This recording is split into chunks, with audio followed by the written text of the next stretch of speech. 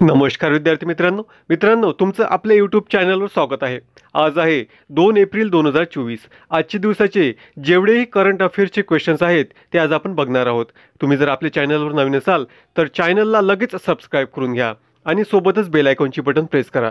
मित्रांनो, व्हिडिओला लाईक आणि शेअर करायला विसरू नका। तर आपण व्हिडिओला सुरुवात करूया। पहिला प्रश्न बघूया। अलीकडेच international transgender day of visibility केव्हा साजरा करण्यात आला?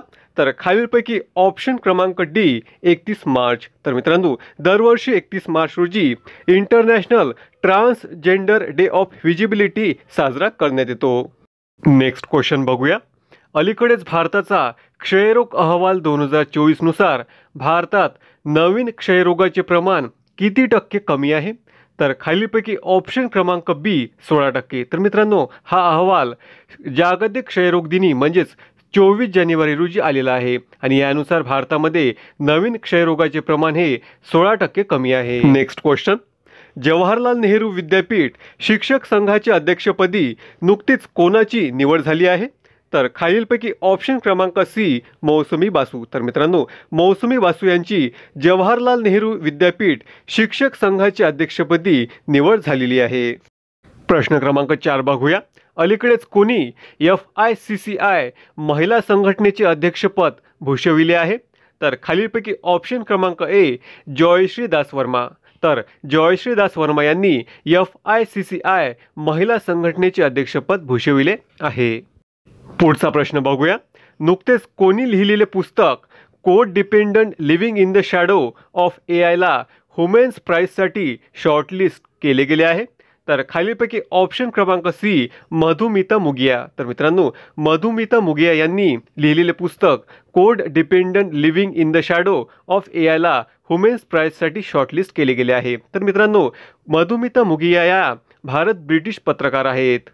नेक्स्ट क्वेश्चन बघूया। अलीकडेच कोणाला आंतरराष्ट्रीय संस्कृती पुरस्काराने सन्मानित करण्यात आले? तर खालीलपैकी ऑप्शन क्रमांक बी मीना चंदारा। तर मीना चंदारा यांना अलीकडेच आंतरराष्ट्रीय संस्कृती पुरस्काराने सन्मानित करण्यात आले आहे। मित्रांनो, हा व्हिडिओ तुम्ही पूर्णपणे स्किप न करता बघा, कारण येणाऱ्या एक्झामसाठी तुम्हाला करंट अफेअर्सचे क्वेश्चन्स खूप महत्त्वाचे ठरणार आहे। नेक्स्ट क्वेश्चन बघूया। नुकतेच कच्चतीवी बेट चर्चेत आहे, ते कोणत्या देशाला देण्यात आले होते? तर मित्रांनो, ऑप्शन क्रमांक बी श्रीलंका। मित्रांनो, श्रीलंका या देशाला 1974 साली कच्चतीवी बेट हे देण्यात आले होते, पण ते आता चर्चेत आलेले आहे। नेक्स्ट क्वेश्चन बघूया। अलीकडेच डॅनियल कोहनीमॅन यांचे निधन झालेले आहे। तर मित्रांनो, ते कोण होते? तर खालीलपैकी ऑप्शन क्रमांक सी मानसशास्त्रज्ञ। तर डॅनियल कोहनीमॅन हे मानसशास्त्रज्ञ होते आणि त्यांचे अलीकडेच निधन झालेले आहे। पुढच्या प्रश्नाकडे वळूया। अलीकडेच चीनच्या मदतीने कोणत्या देशात पाणबुडी तळ म्हणजेच सबमरीन बेस उभारण्यात आला आहे? तर खालीलपैकी ऑप्शन क्रमांक ए बांगलादेश। तर बांगलादेशामध्ये चीनच्या मदतीने पाणबुडी तळ म्हणजे सबमरीन बेस उभारण्यात आलेला आहे। पुढच्या प्रश्नाकडे वळूया। अलीकडेच मियामी ओपन टेनिस स्पर्धेमध्ये महिला एकेरीचा किताब कोणी जिंकला? तर खालीलपैकी ऑप्शन क्रमांक सी डॅनियल कोलिन्स। तर डॅनियल कोलिन्स यांनी मियामी ओपन टेनिस स्पर्धेमध्ये महिला एकेरीचा किताब जिंकलेला आहे। नेक्स्ट क्वेश्चन बघूया।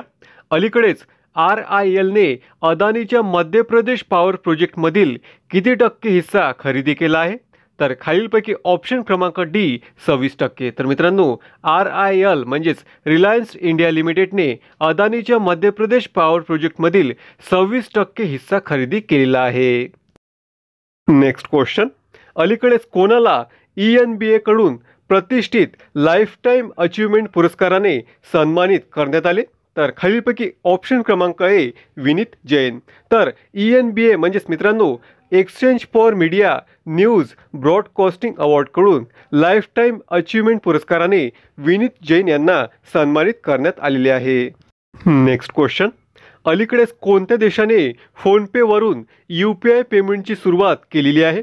तर खालीलपैकी ऑप्शन क्रमांक डी UAE म्हणजेच संयुक्त अरब अमिरात या देशाने फोनपेवरून UPI पेमेंटची सुरुवात केलेली आहे। प्रश्न क्रमांक 14 बघूया। अलीकडेच कुठे झांसी क्राफ्टला GI टॅग मिळालेला आहे? तर खालीलपैकी ऑप्शन क्रमांक बी मथुरा. तर मित्रांनो, मथुरामध्ये झांसी क्राफ्टला GI टॅग मिळालेला आहे. तर विद्यार्थी मित्रांनो, या व्हिडिओमधील आपण शेवटचा प्रश्न बघूया. मित्रांनो, तुम्ही जर आतापर्यंत आपल्या चॅनलला सबस्क्राईब केलं नसेल तर चॅनलला लगेच सबस्क्राईब करून घ्या आणि सोबतच बेल आयकॉनची बटन प्रेस करा.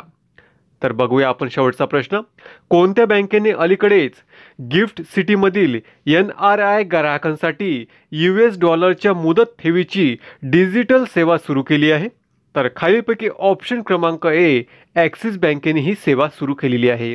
तर मित्रांनो, ॲक्सिस बँकेची स्थापना ही 1993 मध्ये झाली आणि ॲक्सिस बँकेचे मुख्यालय हे मुंबई या ठिकाणी आहे.